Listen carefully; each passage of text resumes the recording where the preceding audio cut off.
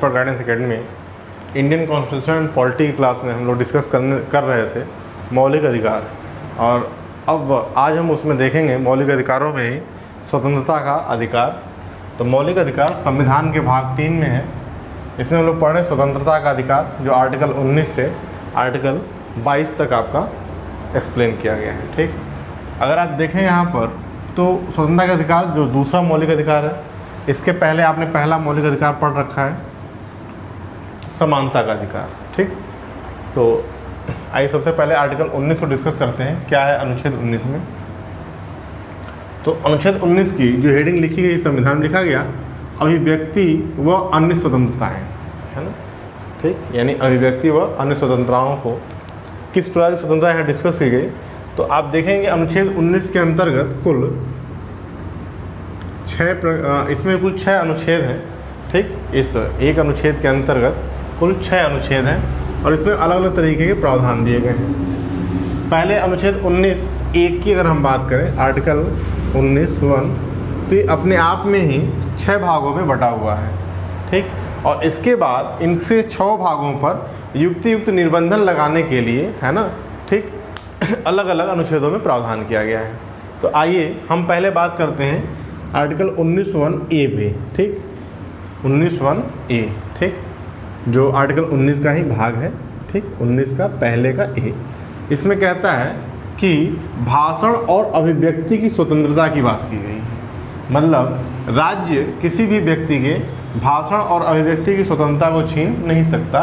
हर एक व्यक्ति को अपनी बात को कहने का, अपने विचारों को अभिव्यक्त करने का पूरा अधिकार है, पूरी स्वतंत्रता है। ठीक, क्योंकि अगर ऐसा नहीं होगा तो व्यक्ति का सर्वांगीण विकास सुनिश्चित नहीं किया जा सकता। ठीक, और इसी को देखिए एक्सप्लेन करते हुए व्यक्ति अभिव्यक्त कब करेगा, बोलेगा कब, जब वो जानेगा। तो इसी को एक्सप्लेन करते हुए व्यक्ति को सूचना का अधिकार दिया गया। ठीक, और व्यक्ति को अपने उम्मीदवार के जो मतदाता होते हैं, है ना, तो उम्मीदवारों के बारे में, है ना, मतदान के उम्मीदवारों के बारे में जानने का भी अधिकार इसी के तहत परिभाषित किया गया। तो एक महत्वपूर्ण अधिकार है। भाषण और अभिव्यक्ति स्वतंत्रता के अंतर्गत ही प्रेस की स्वतंत्रता भी अभिगृहित है, वो भी इसी के अंतर्गत आता है। ठीक, तो भाषण और अभिव्यक्ति की स्वतंत्रता 19(1)(b) दूसरे अनुच्छेद में, मतलब 19(1)(a) के दूसरे अनुच्छेद में क्या कहा गया? शांतिपूर्ण व हथियार रहित सम्मेलन का अधिकार। मतलब आप शांतिपूर्ण तरीके से और बिना हथियार के कहीं पर भी सम्मेलन कर सकते हैं, आपको सरकार ऐसा करने से रोकेगी नहीं, है ना।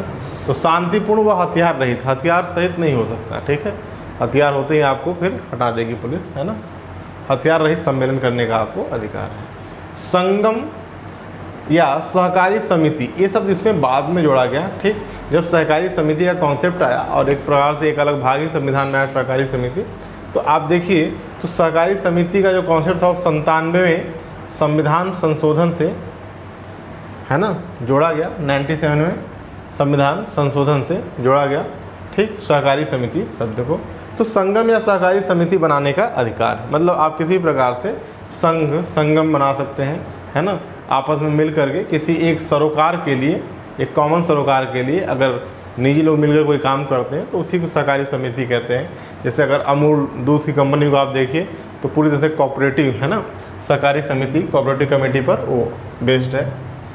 आगे इसकी चर्चा करेंगे फिर।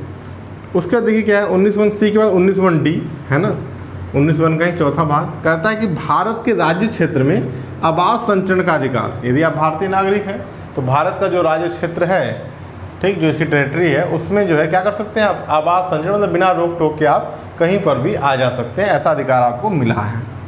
फिर 19(1)(e) में कहता है कि भारत के किसी भी भाग में निवास करने या बसने का अधिकार आपको है। 19(1)(f) कहता है कोई वृत्ति, उपजीविका, व्यवसाय, व्यापार करने का अधिकार। मतलब आप अपनी जीविका के लिए, आप अपना जीवन यापन करने के लिए कोई भी व्यापार कर सकते हैं। लेकिन एक बात यहाँ पर ध्यान रखिएगा, ये सब जो अधिकार आपको मिले हैं असीमित नहीं है। ठीक, इस पर क्या है, संविधान के इसी भाग में, इसी अनुच्छेद के तहत अलग अलग प्रक्रियाओं के द्वारा इस पर क्या है, रोक लगाया जाता है। तो 19(1)(a) में B, C, D, E, F, है ना, इस प्रकार से ये जो आपके 6 अनुच्छेद हैं, इन 6 पर आगे देखेंगे हम लोग कि 19(2) 19(3), 19(4), 19(5) और 19(6) के तहत इस पर क्या है, प्रतिबंध लगाया गया है। तो आइए इसको देखते हैं। सबसे पहले 19(2) अनुच्छेद जो है ये क्या कहता है, तो यह कहता है कि यह जो है सबसे पहले 19(1)(a) भाषण और अभिव्यक्ति की स्वतंत्रता पर निर्बंधन यानी कि प्रतिबंध लगाया जा सकता है, उस अधिकार को आपसे छीना जा सकता है और उसके लिए यह आधार भी बतलाता है। यदि आप कुछ ऐसा बोलते हैं, ठीक, या कुछ ऐसा अभिव्यक्त करते हैं जिससे भारत की सुरक्षा व संप्रभुता पर खतरा आता है, ठीक, तो वह अधिकार आपसे बोलने का अधिकार छीना जा सकता है, आपको चुप कराया जा सकता है, ठीक। यदि आप न्यायालय की अवमानना करते हैं, कोर्ट का अपमान करते हैं, न्यायालय की अवमानना, उसके डिसीजन को न मानना, उसके खिलाफ कोई टिप्पणी करना, वक्तव्य देना, ये सारी चीज़ें, मानहानि, लोक व्यवस्था, विदेशी राज्यों के साथ मैत्रीपूर्ण संबंध, है ना, मान लीजिए भारत का किसी देश के साथ मैत्रीपूर्ण संबंध है, उस देश का कोई रिप्रेजेंटेटिव भारत में आया हुआ है और आप कहेंगे कि आपको भाषण देने की स्वतंत्रता है, आप उसको कुछ उल्टा पुल्टा बोलें, कुछ ऐसा बोलें जिससे क्या है आपके देश का उस देश के साथ संबंध खराब हो सकते हैं, तो उस आधार पर आपकी जो भाषण और अभिव्यक्ति की स्वतंत्रता है इसको क्या किया जा सकता है, निर्बंधित किया जा सकता है, छीना जा सकता है, ठीक। शिष्टाचार के आधार पर, शिष्टाचार एवं सदाचार एक साथ आता है। अपराध उद्दीपन, है ना, ठीक, आप ऐसा कुछ ना बोले जिससे क्या हो, कोई क्राइम, है ना, हो जाए, जनरेट हो जाए, यानी अपराध को प्रोत्साहित करता हुआ ना हो, भड़काऊ बातें आप नहीं करेंगे, है ना, ऐसा नहीं कि आपको बोले दंगा फसाद हो जाए तब भी आपको क्या है बंद किया जाएगा, कारावास में डाल दिया जाएगा, ठीक।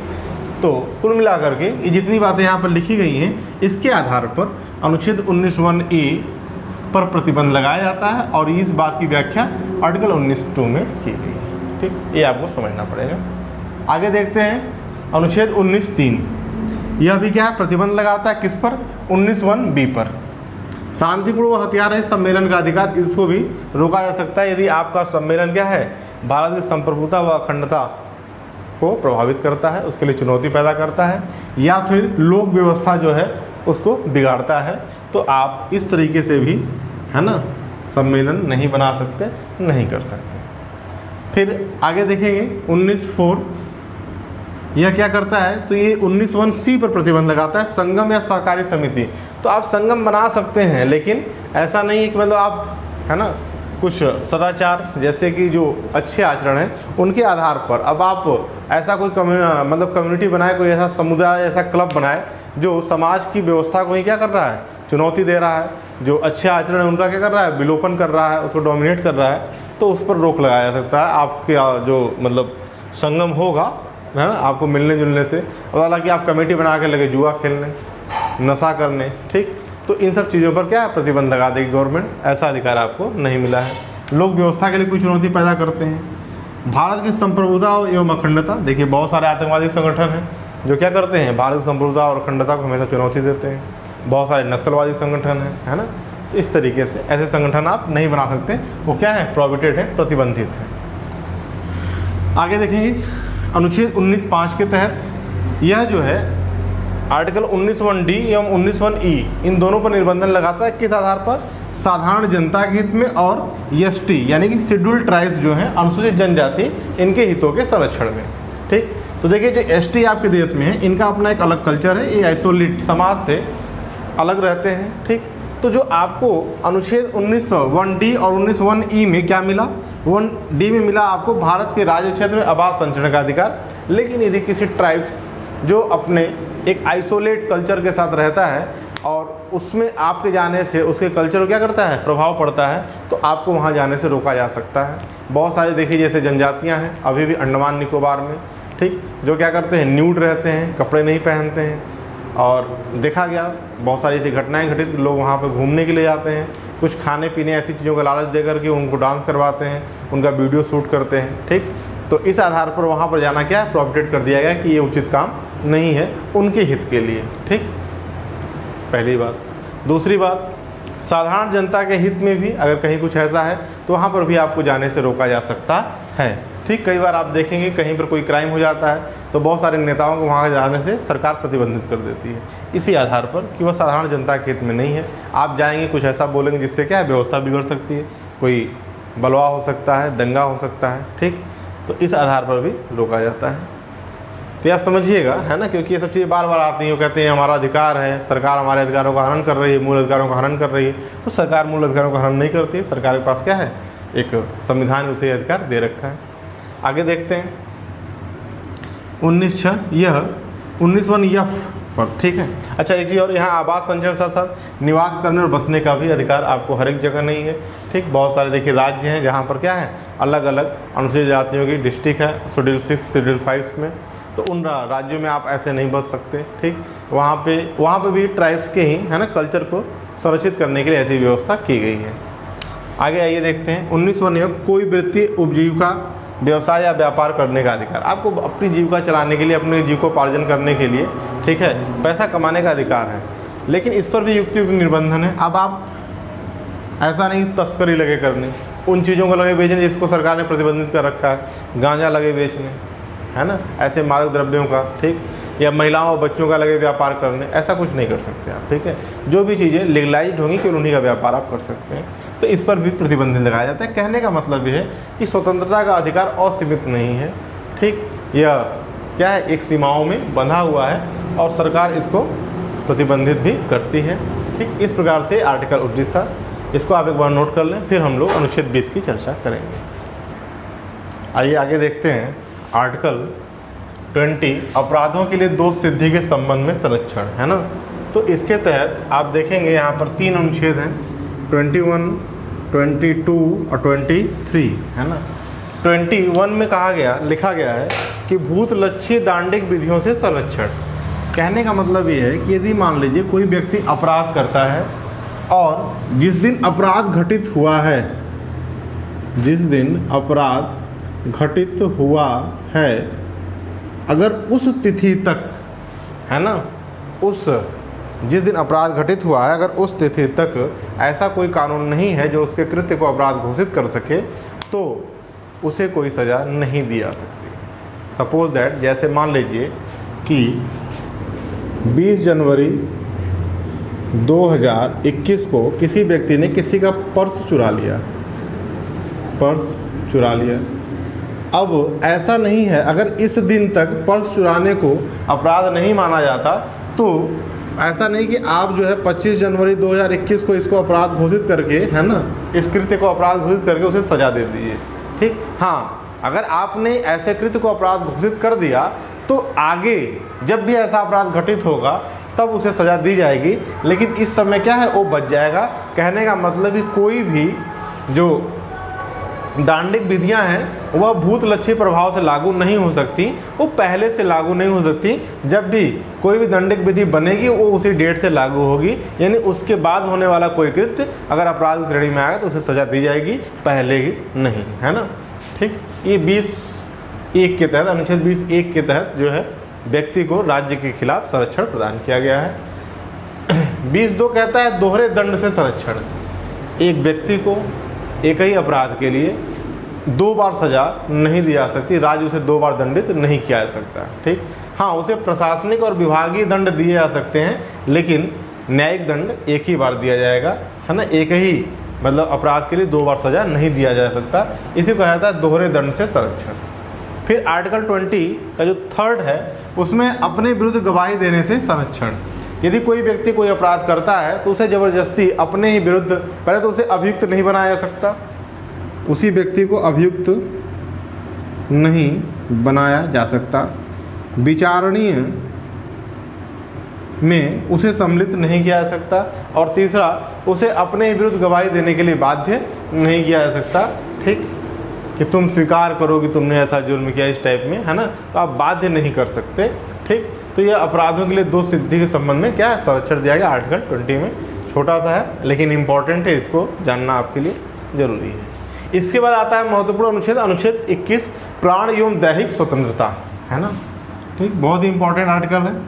इसमें देखिए क्या लिखा गया है कि किसी व्यक्ति को उसके प्राण एवं दैहिक स्वतंत्रता से विधि द्वारा स्थापित प्रक्रिया के अनुसार ही वंचित किया जा सकता है, ठीक। मतलब कि यदि कोई व्यक्ति है उसकी जान कैसे ली जा सकती है, विधि के द्वारा स्थापित प्रक्रिया के अनुसार ही, है ना, ठीक, ऐसे उसकी जान नहीं ली जा सकती, ठीक। यहाँ से देखिए 2 मामले थे, एक था AK गोपालन वर्सेज मद्रास राज्य का मामला जो 1950 में आया, और इसमें सुप्रीम कोर्ट ने डिसीजन दिया कि जो प्राण एवं दैहिक स्वतंत्रता है वह जीवन जीने तक ही सीमित है। ऐसा उसने माना कि ये स्वतंत्रता जो क्या है, जीवन जीने तक ही सीमित है। लेकिन मेनका गांधी वर्सेज भारत संघ 1978 में माननीय सुप्रीम कोर्ट ने अपने निर्णय को बदल दिया और यहाँ पर जीवन जीने तक ही स्वतंत्रता को न रख करके बल्कि गरिमापूर्ण जीवन जीने तक, है ना, यानी गरिमापूर्ण जीवन जीने को इसमें सम्मिलित किया। और इसी के तहत आप देखेंगे कि व्यक्ति को भोजन का अधिकार, गोपनीयता का अधिकार, निजता का अधिकार, ये सब इत्यादि प्रदान किए गए हैं ना। ठीक, यहाँ देखिए एक बात है कि विधि द्वारा स्थापित प्रक्रिया, प्रोसीजर इस्टेब्लिश बाय लॉ, अगर इसको हम देखें प्रोसीजर इस्टेब्लिश बाय लॉ या विधि द्वारा स्थापित प्रक्रिया, यह जो है कहाँ से लिया गया है, तो यह ब्रिटेन के संविधान से लिया गया है। यह ब्रिटिश संविधान से प्रेरित है कि जैसा विधि में लिख दिया गया उसी के अकॉर्डिंग ही क्या है, न्यायालय कार्य करेगा, है ना। लेकिन एक और भी प्रोसेस है जिसे कहा जाता है law due to process, law due to process. इसका क्या मतलब है, तो ये देखिए यह वर्तमान समय को, स्थितियों परिस्थितियों को देख करके न्याय व्यवस्था को फॉलो करता है और यह अमेरिकी संविधान की क्या है, अमेरिकी संविधान की विशेषता है। कोई भी विधि संसद बनाती है, यानी प्रोसीजर बाय लॉ जो होता है, प्रोसीजर इस्टेब्लिश बाय लॉ जो होता है, ये किस संसद की सर्वोच्चता को स्वीकार करता है कि संसद क्या है, सबसे ऊपर है। अगर संसद में ये कानून है तो ठीक है, नहीं है तो नहीं है। ठीक, और यह जो है लॉ ड्यू टू प्रोसेस मतलब प्रक्रिया के द्वारा कानून बनाता है, यानी जैसी स्थिति परिस्थिति को देख करके। तो यहाँ से जो स्पेस मिलता है वो किसको मिलता है, कोर्ट को, यानी ये न्यायालय, ठीक, जो वर्तमान स्थितियों का परीक्षण करके, है ना, लॉ करेगा, जस्टिस करेगा, तो कोर्ट को यहाँ से क्या है, सर्वोच्चता मिल जाती है। अब भारत में एक था इच्छा मृत्यु का प्रश्न आया, ठीक, और वर्तमान समय में इच्छा मृत्यु, है ना, अलाउ किया गया कुछ टर्म एंड कंडीशंस पे। जैसे कई बार ऐसा होता है कि भाई व्यक्ति का जो है ना जान, उसे जो स्वतंत्रता मिली हुई है ना, तो जैसे जीवन जीने की स्वतंत्रता जैसे आपको, और व्यक्ति की स्वतंत्रता तो चुप रहने की भी स्वतंत्रता है। तो क्या ऐसे में जब आपको जीवन जीने की स्वतंत्रता है तो क्या अपने जीवन को खत्म करने की स्वतंत्रता, तो पहले तो नहीं था ऐसा, ठीक। लेकिन कुछ विशेष परिस्थिति में जैसे व्यक्ति कई सालों से कोमा में पड़ा हुआ है, ठीक, तो ऐसा जीवन मतलब जो उसके लिए क्या है, जीने से भी ज़्यादा क्या है, कष्टकर है, तो उसे समाप्त करने के लिए तो उसमें इच्छा मृत्यु का कॉन्सेप्ट आया, जिसे law due to process concept के तहत इस्टेब्लिश किया गया, है ना। तो ये छोटे में हमने आपको समझाने का प्रयास किया, ठीक। ये बात आप समझिएगा। और ये है कि ये संसद की सर्वोच्चता को स्वीकारता है और ये न्यायालय की सर्वोच्चता को स्वीकारता है। यह यूनाइटेड किंगडम यानी कि ब्रिटेन से प्रेरित है, ब्रिटेन के संविधान से, और ये जो है आपका अमेरिका के संविधान से प्रेरित है। तो आज हम लोग आर्टिकल 90, 20 एंड 21 के बारे में डिस्कस किए। नेक्स्ट वीडियो में जब मिलेंगे आपसे तो हम अनुच्छेद 22 के बारे में बतलाएंगे जो इसी से रिलेटेड है।